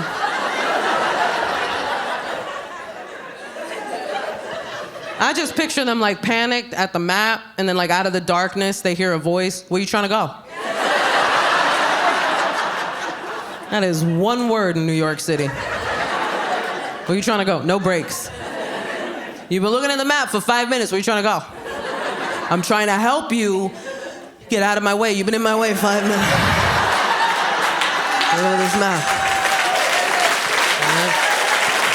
Clap if you have kids. Okay, now clap if you don't have kids. Okay, you don't have to celebrate that you don't have kids. I just wanted to know how many people didn't have kids. You don't have to. It's okay. It's okay. I mean, it's a lot of fun tonight, but you're gonna die alone. But no, it's fine. It's fine. It's okay. Whatever. Like, do whatever you want. Do whatever you want. No, we already blew it. But no, I have a 5-year-old, and he's great. But he's in that age. He have a lot of energy, and kids of that age, there's two ways to stop them. You know, morphine or the phone. You know. And you know that the phone is bad for them. You know that it's poison for their brains, but it's so effective. You know that if you give a kid a phone and you, I don't know, take a walk for 3 days, and you come back, he's gonna be in the same spot. And he's probably gonna learn how to fish or something, you know? But I know that it's bad for him. I know, but at the same time, you have to find a balance in life. You know, you know that every minute I have the phone, he's getting dumber and dumber, but you have to be okay with it. You know, it's like, well, he's not gonna learn math, but I'm gonna finish this movie. You can't have everything in life, you know. I don't like to give him the phone, but sometimes we have done it. We were at a restaurant the other night, and we were like, okay, 5 minutes. You can have the phone for 5 minutes. And of course, they go to the darkest places on the internet right away. I don't know how they do it, but you're like, okay, you can watch 5 minutes of Baby Shark. A minute later, he's watching a shark eating a baby. I don't know how. I was like, okay, let's try to have a conversation. Let's try to pretend we still love each other while he's checking this video. And a little lady from another table just came running. She's like, beep, beep, beep, beep, beep, beep. And sit down right next to my boy and start watching this video. And her mom just came running, like very angry. She came running, just grabbed the girl, and she's like, no, we don't do that. And we were like, what the f*** is wrong with this woman? I know what we're doing is wrong, but like, don't say it out loud, you know? Don't judge your style of parenting in a restaurant, mother. Like, and I looked at this woman's face, and she was like the Oscar-winning actress Anne Hathaway. And I was like, calm down. It's not the movie The Princess Diary. Of course I didn't say that. I was like, thank you for looking me in the eye. Please insult me more. So stupid. I think kids of that age, they're so weird because they don't share any information about what's going on in their lives. You know, like in school specifically. Like every time I pick up my son from school, I'm like, hey, how was your day? And he's like, I don't remember. And it's like, how? I mean, you should remember everything. You're a kid. I just pick you up, and your brain is new. You have so much storage in your brain. But he's like, I don't remember. But the weirdest thing is, like, 3 hours later, he shared a piece of information about his day with no context. You know, we're doing something else. I don't know, we're having dinner. And he's suddenly like, Ryan cried.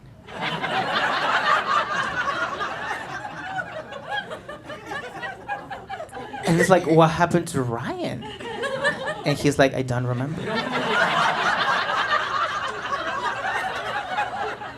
So we think he killed Ryan. I think he's in a cult. That's all. That's what he's not sharing. Everybody remembers their first job as a kid, man. You know, maybe you sold Girl Scout cookies, maybe you mowed lawns, you babysat, whatever. I was about 12 years old when I got my first job. I was the account manager for my granny's Marlboro Miles. Okay. Real ones, no. Okay, yeah. So, for everybody that was either too young to remember or maybe you just had a great childhood, let me set it up for you guys, okay? Marlboro used to have this program where if you smoked a ton of their cigarettes, they'd send you free shit. That's right, free stuff for doing the thing you loved most, man. The world really was a better place. And they used a point system, okay? It was 5 points per pack of cigarettes. And all you had to do was save up a whole bunch of points, pick what you wanted from the Marlboro catalog, okay? Send in your points, and they would mail you your item in the longest 6 to 8 weeks of your life. Marlboro sunglasses, Marlboro jackets, Marlboro coolers, Marlboro tents, Marlboro dartboards. I mean, they had it all, man, okay? And every item they had the Marlboro logo plastered across it. Because this was really all about marketing, okay? Because before this, the only way to advertise that you smoke Marlboros is if you walked around with an oxygen tank. And every item they had probably cost them $2 to make, you know, if that. And it was made by a 6-year-old Vietnamese kid who was definitely also smoking Marlboro Reds. Man, when they dropped this program, my granny upped it from 2 packs a day to 4. She quit becoming an addict and became an investor.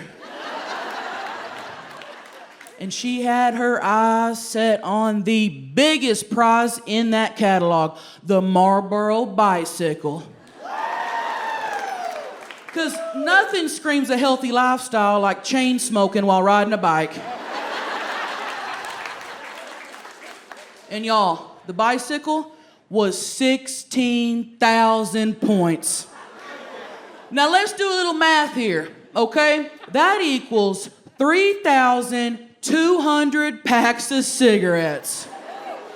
And let's say in the late 90s, early 2000s, I'm just lowballing here. Let's say a pack of cigarettes was $2. That equals $6,400 in cash. You could buy a Chevy S10 for $6,400 in 1998.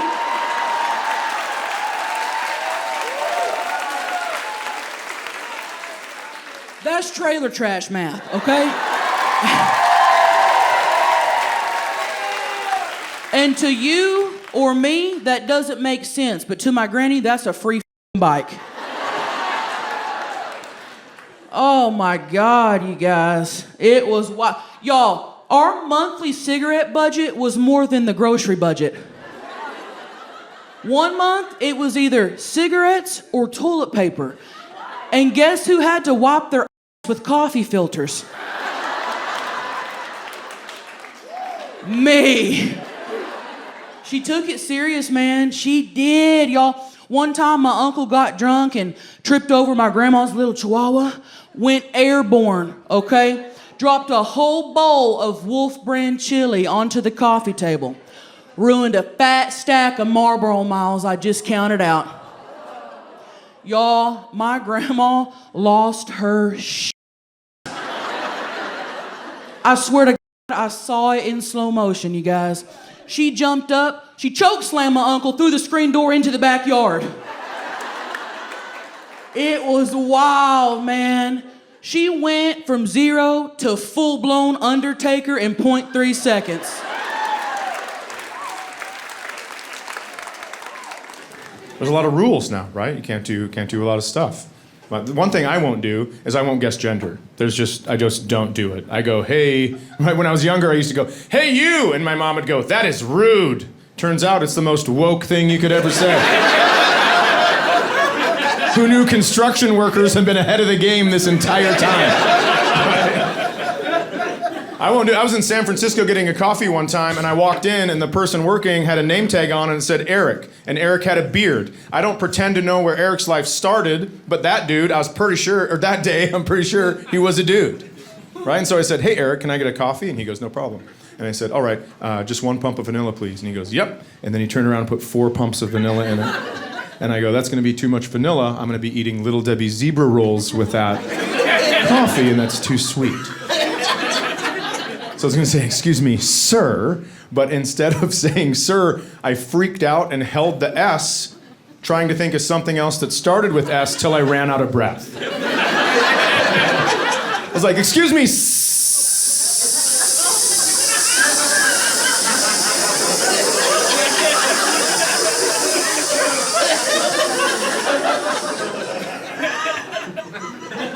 I'm a snake." And then I left without my coffee. I'm gonna retell that story in 3 chunks. Paid for coffee, told another person I was a snake, then I left without my coffee. And my friend waiting outside was like, "Where's your coffee?" And I was like, "Snakes don't have hands, idiot." I was so embarrassed I held on to the lie for 2 more blocks. You know what I wasn't ready for as a dad? There's this weird phenomenon, how much more you love your kids than other people's kids. And I know, that's not a polite thing to say. But if we can't talk here, you know what I mean? Let's talk here. It's a real phenomenon. I love all children, but I love my baby girl so much more. You can't help it. Like, I'll give you an example. I'm not proud of this story. But I'm also not ashamed of it. You know what I mean?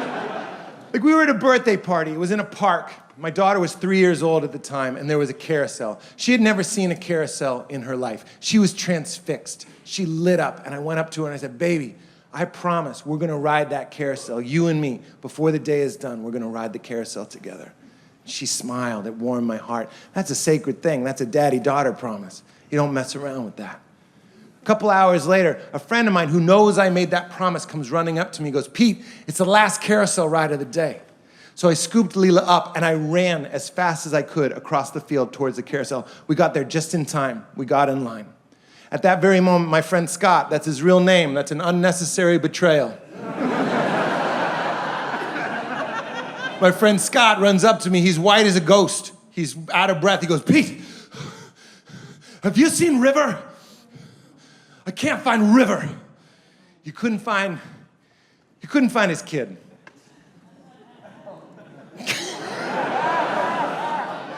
We were in line. It's a biological urge. They were letting people through the turnstile. I'm not proud, but this is a true story. I went like this. I went, "Oh no."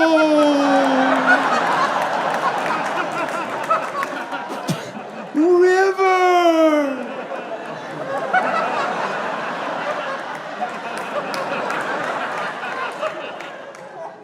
What was she wearing? Blue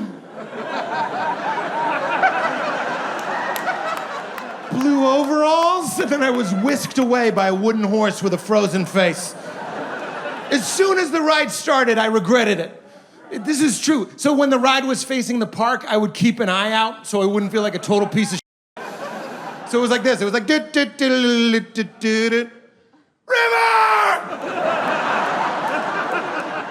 You can't help from a horse. What would I do if I saw her? Stay put, baby! Help is coming, not from me. I'm engaged in whimsy.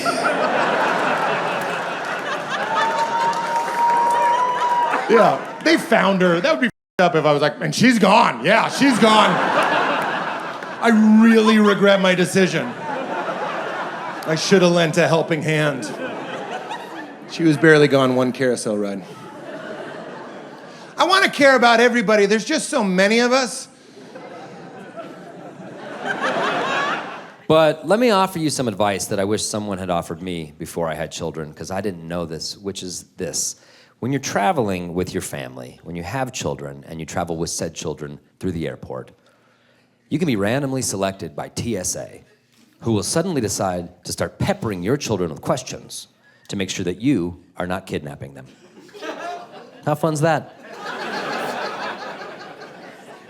And I didn't know this was even a thing until it happened to my little family at Denver International Airport. We're traveling through the airport, ready to go. To give you an idea of my son Malcolm's desire to talk to strangers that day, let me explain to you his outfit. He was wearing headphones, not plugged into anything at all, fingerless gloves,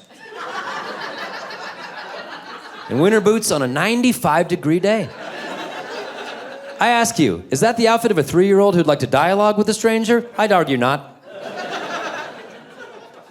And yet, nevertheless, we're passing through security, and suddenly a TSA guy is in Malcolm's face. And he's just like, hey, son, what's your name? And Malcolm's like, Malcolm? He goes, okay, good. Is that your brother over there? He goes, yeah. He goes, what's your brother's name?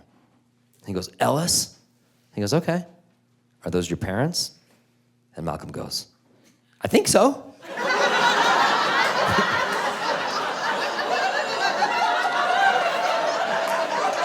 Can you think of a worse answer than I think so? No is actually a better answer. No is like, it's an uncle, it's a godparent, produce some paperwork, get to the bottom of it. But I think so. That's what they've been telling me since they took me from the campsite 4 days ago. And when I say otherwise, they hit me so very hard. So I think so. And we were like, Malcolm, tell that dude where your parents, what are you doing? Tell him, where are your parents? And the guy's like, son, I'm gonna ask you one more time, and this is very important. Are those two your parents? And Malcolm goes, uh-huh. Like clearly under duress. Uh-huh. Mm-hmm. And then they just let us through because they're TSA and they're inept. TSA is like, hey, what if we took the crew of a Times Square McDonald's, put them in charge of global security? What's everybody think? Good idea or not?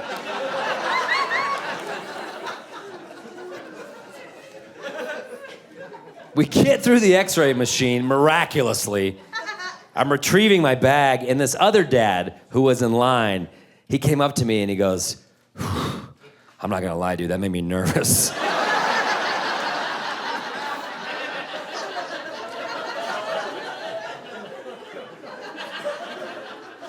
I go, made you nervous? If I don't get these two to Reno by Tuesday, I'm out $150K.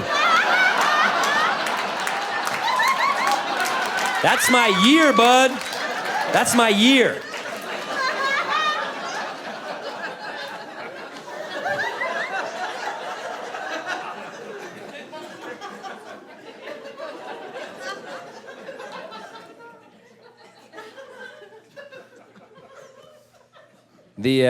The exception to the rule of Malcolm's shyness is women. He likes talking to women. In fact, he'll only talk to women, which I so get. Men are the worst. If I had the option of never talking to a man again my entire life, I would take that option. But men keep talking to me, and it feels rude not to respond, so I have to engage. My son, he's under no such societal constraints. He can talk to whoever he wants to talk to, and he's decided that's only going to be women. So the other day, we were at the park, and we were playing Delivery Guys, because my son will only play working class games. Yeah. Delivery guys, firefighters, EMTs, construction workers. Some lets me know he doesn't respect what I do for a living at all.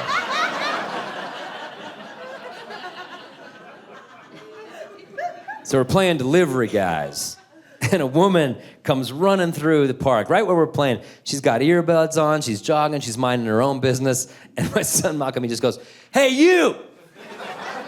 Yeah, like real Delivery Guy energy, you know?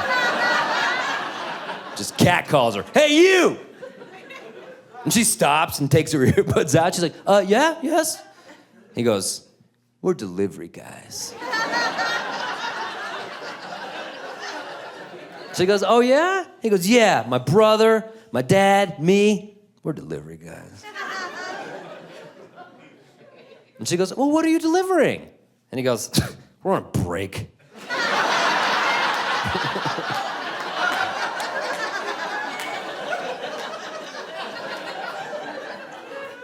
Like, I'm not pretending to know my son's eventual sexual preference, but if he ever decides that it is in fact women, he's already gaslighting at a high school level.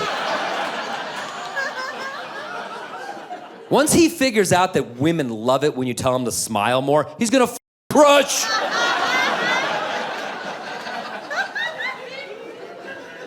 And I can feel a lot of women in the room not liking where that joke went.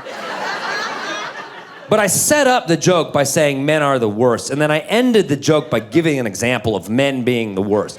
So I ask you, is it the joke that you don't like, or do you just hate foreshadowing? It is cool. My wife's a black woman. She can say, like, whatever she wants. Total freedom of speech. It's awesome.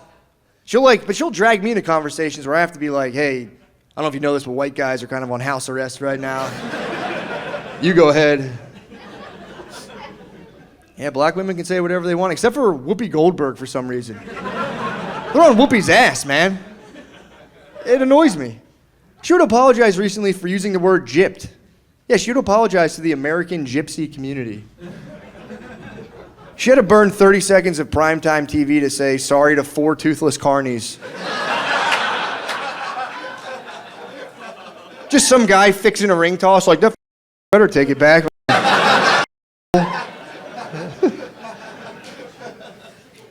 No, man, my wife will just, like, drag me into these conversations where I'm like, I don't know how to respond, man. It's like I invited her on a double date not too long ago, and it was like a kind of a weird situation. It was my friend, he's a white guy, who just started dating this black chick, which, first of all, I'm kind of like, that's my thing.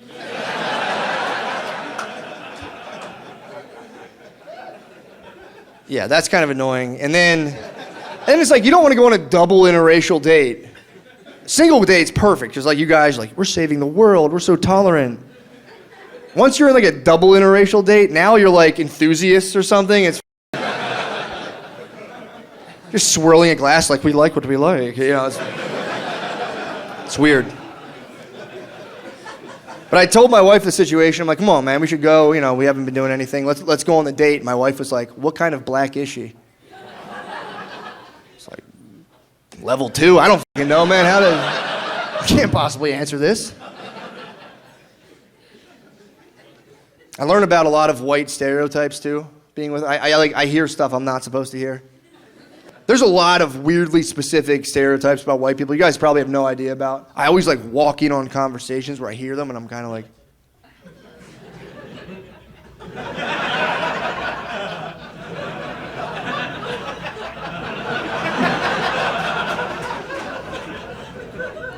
I just opened my door. I walked in on one recently. I opened my door. My wife was talking to her aunt on speakerphone. It's a cultural thing. And I opened my door. I opened my door. It's a custom. Be respectful. And I just opened the door to her aunt being like, you know, white people don't care about their grandparents. And I was like, ah, damn it, dude. That one's true. That hurts. I didn't know anyone knew about that. How the hell did they know? It's true. My mom calls me every like 5 months. She's like, you know your great aunt Bridie died. And I'm like, Mom, she's like, you have to go. I'm like, oh, fuck, all right. I have to go literally ID the body at the funeral. I go and I'm like, oh, that lady. I hate funerals. Then you have to like try to like talk to a dead person in your head. It's always, I just panic. I don't know what to say. I just rattle off some Ice-T would say on NCIS. I'm like, crime doesn't pay, you punk, and I didn't want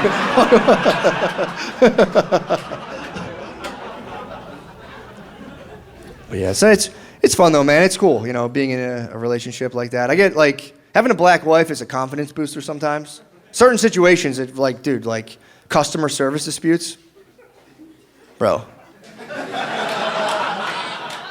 Black ladies are like the Navy SEALs of customer service, dude. It's crazy. I'm first wave, I'm the scout.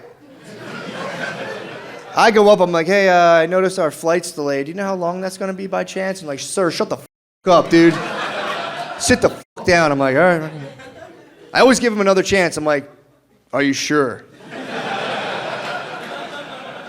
You'll never guess who's following me up, dude.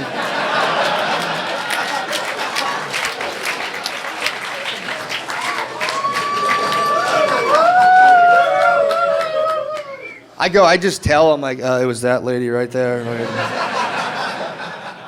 She comes back 5 minutes later with like a $50 gift card. She's like, we're taking off, throw it on the pile.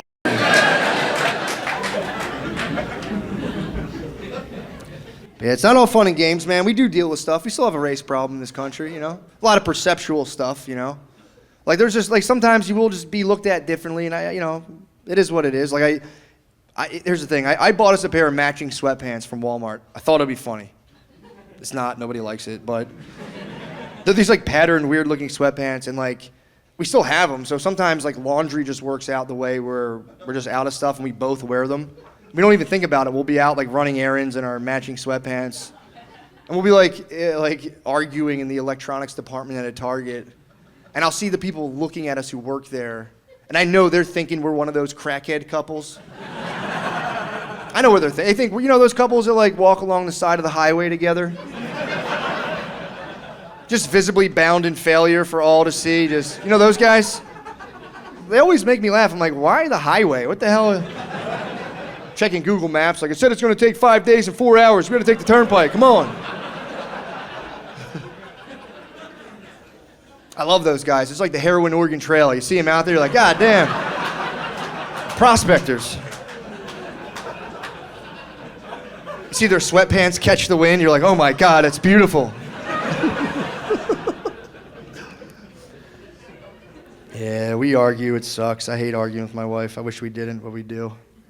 We've been together for so long, it's like embarrassing at this point, you know? Because we don't even have anything to argue about. Our arguments are like, they're like abstract. They're like philosophical battles at this point. They don't even, it's like, my house is like ancient Greece, dude, when we argue. Like my wife, it's like stupid stuff. Like I'll be downstairs, she's like, hey, make sure you load the dishwasher before you go to bed tonight. And my brain does that thing where it's like, delete. Control-Alt-Delete. I don't do it on purpose. My mind's just like, this other thing's more important, and I hate that I do that. But then the next morning, you know, it all crashes down on me. She's like, why didn't you load the dishwasher? And I'm like, I forgot. She's like, how did you forget? And I'm like, you want me to explain the absence of thought? It's a logical fallacy, and I won't. We argue over the toilet seat. That's so embarrassing. I hate that, man. Just so stupid and cliche that, you know. But yeah, she all the time. And dude, I'll put it down. I don't care. I'll put it down. Sometimes I forget. You know, and I'm like, all I'm asking you is just fucking gently lower it. Don't slam it like an asshole. Just put it down. It's not the end of the world. And I'm like, what's the worst thing that could happen by it being up? She's like, I could fall in there at nighttime. Like, what do you run to the bathroom ass first and jump? What the f?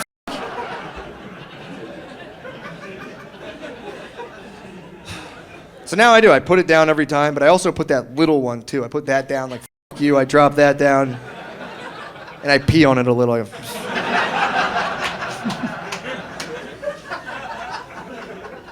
You can't win arguments with women, man. They'll just destroy you. It's their game. You think you win, they'll wait like 3 weeks and just f***ing lance you. It'll be like 3 weeks later, and she'll be like, what's up with your teeth? What do you mean? She's like, oh, never mind. I'm like, what the f***? They'll get you with their celebrity crushes. That hurts, man. Stop doing that, man. That hurts us. We were watching the movie Fury. Did you ever see Fury? World War II movie, Brad Pitt, Army tanks, awesome movie. We're having a good time. We're enjoying it. Halfway through, Brad Pitt pops out of an army tank. He just like won a battle. He's like, yeah. His shirt's ripped. I'm like, yeah, how does a shirt get ripped inside of a tank? But I'm not ruining it for her, so I'm quiet. He pops out of the tank. You can see like his stomach. My wife didn't even say anything. She just went,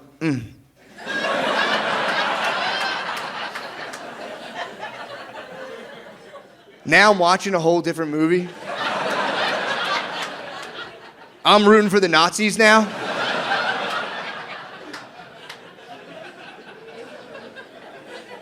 I'm Googling shit. I'm like, yeah, the economy was pretty f***ed up. No one wants to talk about it. I feel very lucky nowadays. I've got really lovely friends. And I feel very, very lucky for that. Because I grew up without many friends at all, really. I found making friends at school very, very difficult. And I think it's because I was hiding who I was. I couldn't really be myself. I was always on edge. I was worried that people were going to find out something about me. So I never really had any mates. But don't worry, there's not been any sort of lasting damage. It's not like I've got to go on stage 5 times a week to make strangers laugh, to make me feel full. It's not like that. It's not like once a week, it's not like that. You don't need to worry. But there was one girl at school that picked on me every single day. She picked on me every day. Now, I mentioned before, I know I'm not a super famous person, I've got a low level of fame, but occasionally I pop up on the telly. And every single time I pop up on the telly, this girl that picked on me the whole way through school slides into my DMs. Like, oh, hi, Suze, how are you doing? Great to see how well you're doing. I saw you on Mastermind last night. Well done. Oh, my God, next time you're in Portsmouth, me and you, we should go for a drink. Like, yeah, we should. It'll be arsenic. She was horrible to me. But now, because she's started following me, I've started following her. And apparently, when you follow someone you don't like, it's called hate following. Everyone that's just laughed are the bitches in the room. They've just really outed themselves. Hey, that one that clapped is the queen bitch. No, don't worry, I'm not knocking you, I'm doing it too, okay? It's not big, it's not clever, okay? But it means when you just go on their page occasionally, just to go, can I hate you? Done up your lounge, have you?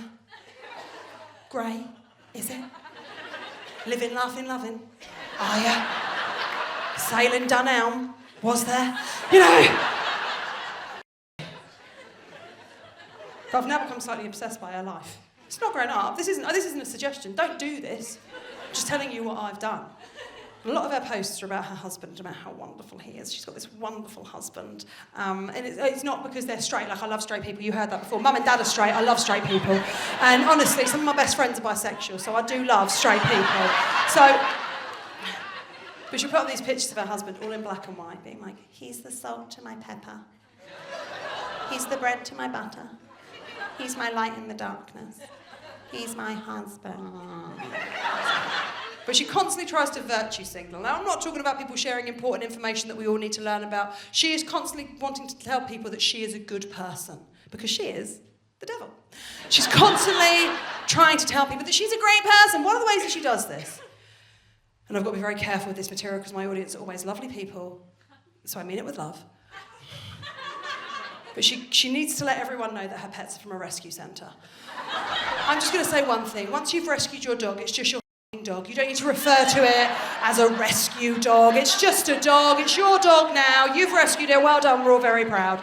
She does the same about her cats. Look at my cats. Look at my adopted cats. Look at my little adopted cats. I adopted all of them. If I hadn't adopted these cats, they'll be out on the Edgware Road turning tricks. Look, I adopted these cats. All cats are adopted. Even if you paid for your cat, you adopted your cat. No one is birthing cats.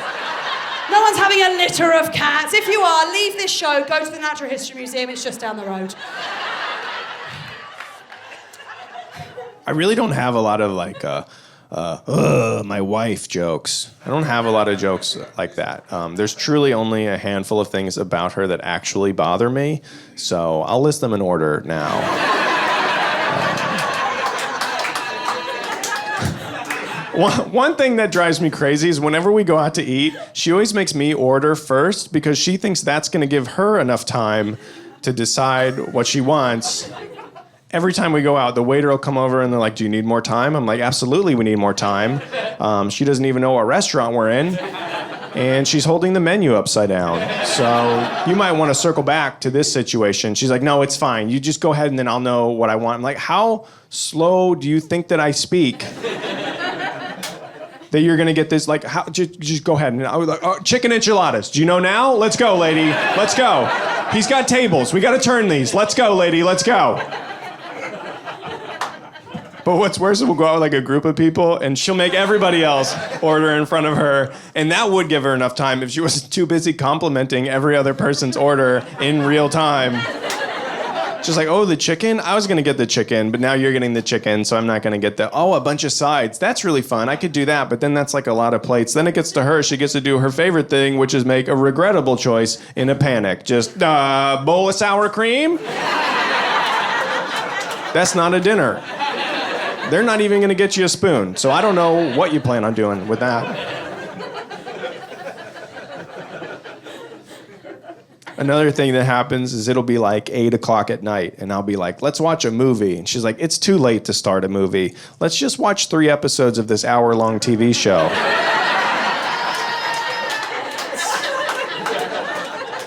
What math have you done here?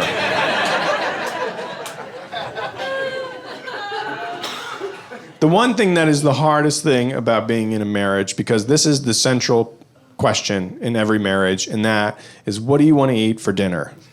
I don't know why that has become the only question we ask each other, but it is. Every day, what do you want to eat for dinner? Nobody has any right answers. I know 3 times a year at best, like once in February, maybe one time over the summer, and then on Thanksgiving. Like that's the only time that I really know what I want to eat. And if I don't make, I don't want to make the decision. I don't make the wrong decision. I want her to make the decision. She doesn't want to make the decision. And so now every day of our lives has just become a race to see who can ask first. Like I'm starting to wake up like that. Just wake up and, what do you want for dinner? What do you want for? No, I said it. It's your turn. It's your turn. It's not my turn. Every time. My wife and I don't really fight that much. We really don't.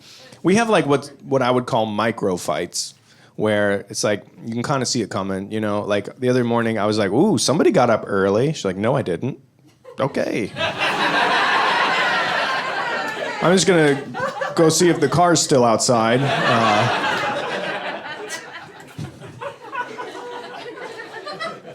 We have so much fun together. I love my wife so much. She's my best friend.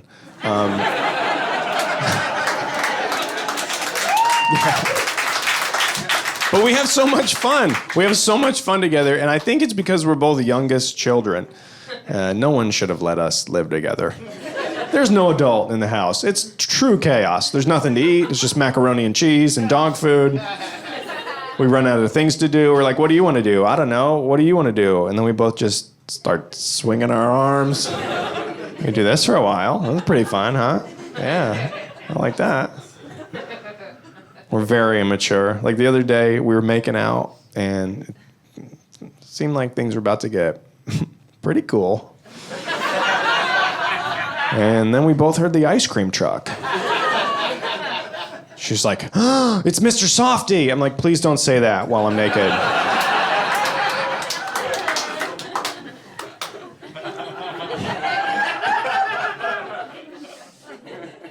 My wife and I are actually expecting our first child. Thank you. I'm really excited about it. I'm really excited to become a dad, and everyone's been asking me do you feel ready to be a dad? And I don't know how to answer that question, but I did experience this on the street where I was like, I don't know, am I ready to be a dad? And then I saw a guy in my neighborhood that had one of those shirts on that said best dad ever, and I was like, we'll see about that.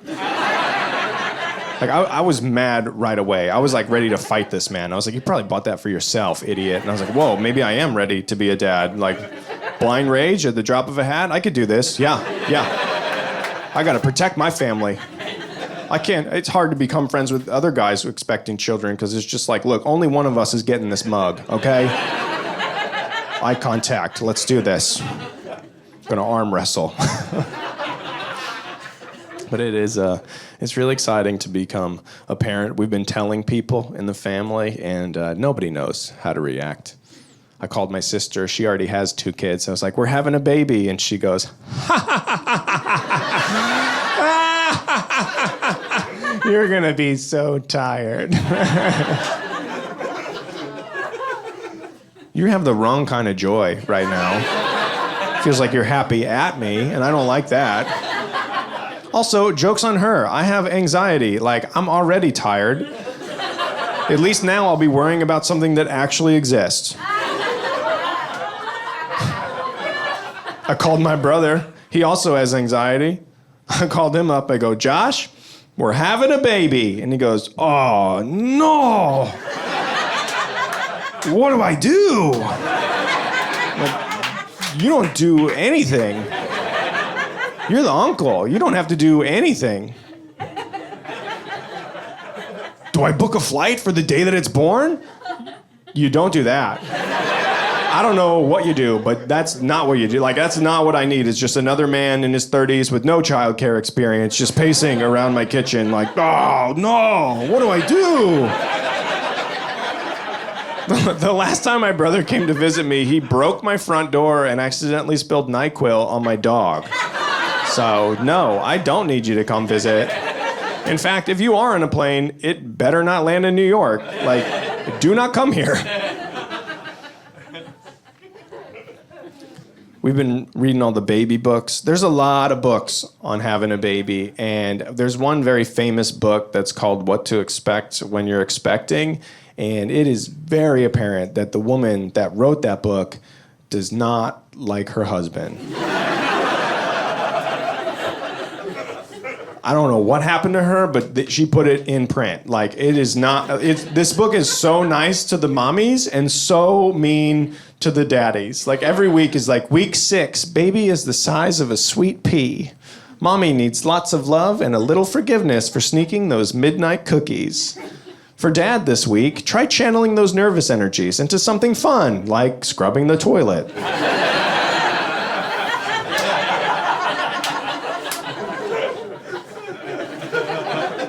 Week 12, baby is the size of an avocado. Dad, you probably don't know what those look like, because all you eat is garbage. Mom this week is going to be experiencing a heightened sense of smell. So Dad, try taking a shower every now and then, for once in your life. Week 25, baby is the size of a cabbage. Mom, your feet might hurt, but you should never forget that you are an angel that walks on this earth. For Dad this week, try getting a real job, you clown. Can it see us? It's hurtful. You know, we've been doing all the doctor's appointments, and when we did our first sonogram, before we went in, my wife said to me, she goes, listen, I'm going to be up there. I need you to do 2 things. I just need you to ask questions and take notes. That's it. Just ask questions and take notes. And never have I felt dumber in my life than trying to ask her doctor questions about something that I do not understand.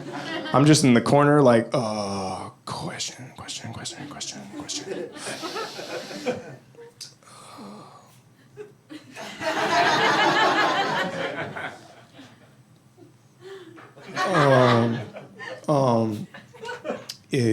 Is the baby, is the baby small? Baby is small. This is a real question that I asked our doctor. I said, how does the baby know not to get tangled up in the cord? Our doctor looked at me, looked at my wife, and sighed. She was like, it's a miracle. And between us, I'm pretty sure she wasn't talking about the baby. Like, it really felt like it's a miracle that anyone would have a baby with you. Like, it hurt. That hurt the doctors are not supposed to do any harm, and this was harmful. This hurt my feelings big time. Also, everything is so expensive. I don't understand why, but sonograms before insurance are like $400. Why? You already have the machine. Just turn it on. Where's 400 coming into play here? Just turn it on. That's all you got to do. Just turn it on, leave the room. I'll figure it out, okay?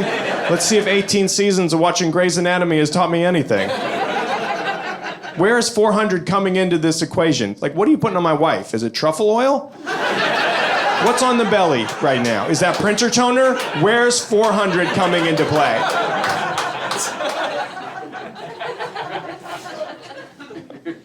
But we did the sonogram, and we found out that we're having a boy. And yeah, it's great. It's a healthy baby. That's what you want. And when you have a boy, people have 2 questions. They go, what are you going to name him? And you go, I don't know. We don't know what we're going to name him. But then they go, are you going to, huh? Are you going to, Are you going to, Am I going to circumcise him? Yeah, you're going to do that? Well, that's great that we're talking about this in public. And I don't know what to do. I don't know if we're going to circumcise him. Like, there's two schools of thought, right? You do it, you don't do it. You do it because it can keep him from infection and it's about cleanliness, and you don't do it because it's unnecessary surgery. Why would you put your child through that? And so I was like, I don't know what to do. So I just called my mom and I go, Mom, do we circumcise the boy? And she goes, well, we did.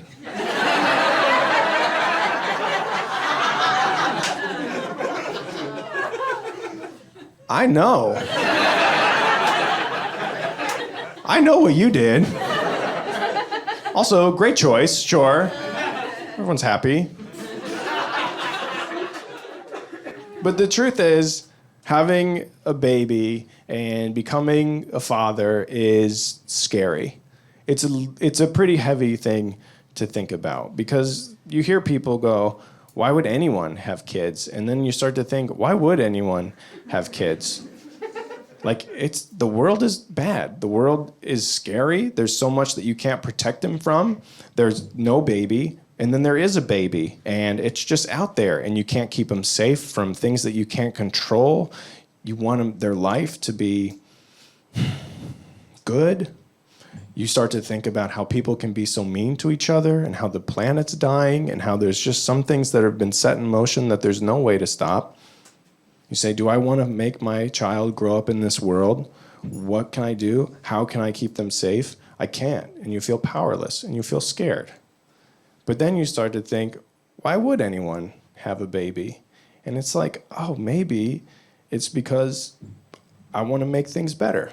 And I want to teach them how to love and how to be kind to other people. And you start to think of all the good things in the world. There's no baby, and then there is a baby. And there's just people that are kind, and people really are good to each other, and people really do care. And there are things that we can do to make each other happy and make things better. And there's all the beautiful experiences that you can share with a child. There's no baby, and then there is a baby. And I'm going to get to watch him walk and learn words. And I'm going to get to teach him to throw a baseball. I get to watch him graduate from high school. I get to watch him fall in love, have his heart broken, find someone new. All the beautiful things that make up a life. All the beautiful, complex things that make up the lives that we live. I get to witness this through this child, my son. And I get to be there and be his dad. I can't wait until there's a moment when I'm an old man and my son is here. My grown son is in my life. And I can just proudly look him in the eyes and just say, I want to be buried in the backyard. I'm Ryan Beck. Thank you so much, everybody.